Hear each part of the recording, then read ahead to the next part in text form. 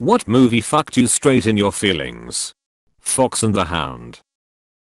We'll always be friends forever, won't we? Yeah, forever. The Iron Giant, you stay, I go. My girl. The Land Before Time always got me when I was young. Fuck Sharptooth. A Beautiful Mind. My grandpa was schizophrenic, and I never understood it until I watched this movie. Edit. Thank you for not only my first award, but all of these awards. Stand By Me. Stephen King stories always hit home for me.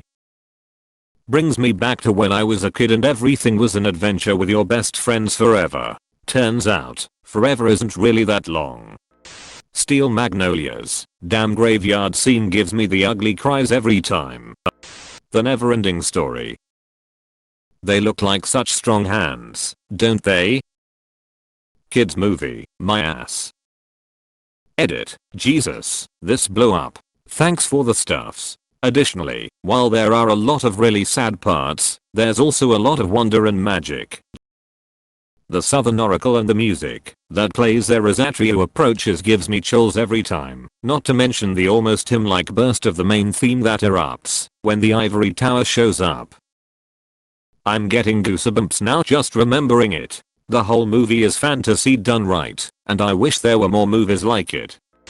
Big Hero 6. My older cousin passed away a couple months before, and I lost it cause I felt like the younger brother. SLC Punk. Bob, you fucking poser. Dear Zachary. Meet the Robinsons. Gets me every time. I've always wanted to adopt, but we just don't have $30,000 to buy a kid. Those kids just need love, man. I got that to give. Edit. Thanks for the awards. It's my first. Also, I just want to clear up a few things. I did look into fostering before adopting, but the hubby wasn't as on board with it as I was. Mainly because he didn't want to get attached to a kid and then have them ripped away, which I get. It takes a strong person to be able to go through something like that.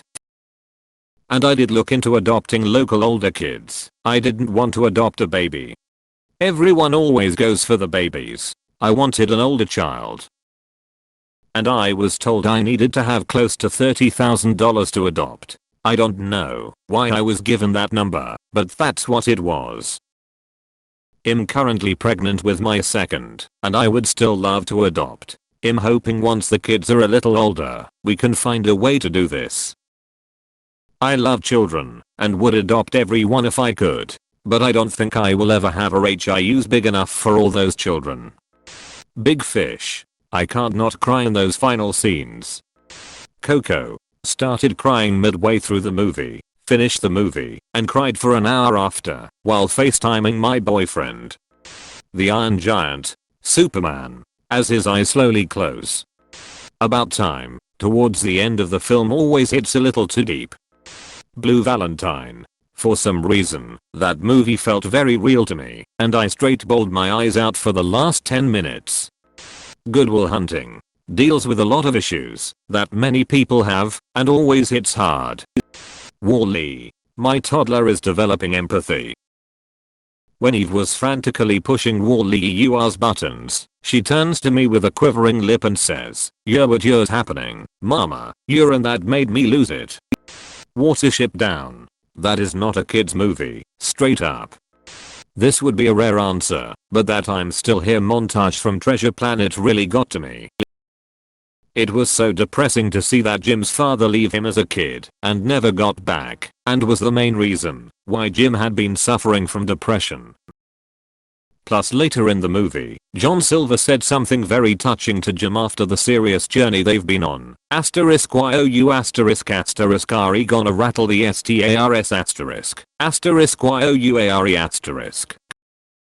Edit. Treasure Planet is indeed an underrated, but amazing Disney film, and I just really wish more people could watch it, so they could relate to Jim. Edit. THX for all the awards everyone. I really appreciate you all. Hugs to all of you. Hachiko, A Dog-Eared Tale. I still haven't yet recovered. Fox and the Hound. 32, and I just watched it again with my son. It is still heartbreaking. Life is beautiful. What dreams may come. Short term 12 asterisk asterisk. A small indie flick that I didn't think I'd be into much, but which ended up being one of the best movies I will ever see. Also features a surprisingly large number of cast members that have since become famous. Brie Larson, Rami Malek, Caitlin Dever, Rosa from B99, Lakeith Stanfield. Your name. Can you even count how many points I lost it throughout the film? The perks of being a wallflower. I went in knowing very little, but I sadly figured out the thing with the aunt very early. The Lovely Bones. Had just lost my younger sibling to cancer a few months prior, and the parts of the girl in the afterlife had me crying so fucking hard. Snippy Come Home. Snippy left Charlie Brown to be with his original owner Lilla. What a tearjerker. Sent Yen. John Wick. My wife died on September 3rd of that year. My dog had just gotten out of spinal surgery and wasn't walking, and might or might not. I didn't know it yet, but my car, that I'd had for 15 years, was going to die on me. I may have been the only person in a theater crying about his wife and his dog at a deeper level. Bridge to Terabithia. The movie AI. Literally traumatized me for months, maybe years as a little kid. I still get mad thinking about it to this day. Fuck the people that wrote that movie. Unnecessarily sad. Dicks. Stand By Me. A silent voice. Edit. Thanks for all the awards. Grave of the Fireflies. $1 Million Baby. Damn it, that poor girl worked so fucking hard. Only to have it end like that. Gut punch. Recently I watched Beautiful Boy. That movie fucked me right up. I really related to Steve Carell. As a father of a college student, I had that relationship with my son when he was younger, and with a family history of addiction and a lifetime of holding things in and not dealing with his trauma, I could see my son going down the same path as that kid. At the end I was bawling, and I couldn't quite figure out exactly why, because it wasn't even that good of a movie, really. The Pixar short film Year of a Year. I cry every time. Please tell me I'm not the only one. I felt so bad for that damn lonely volcano. Bridge to Terabithia and my girl.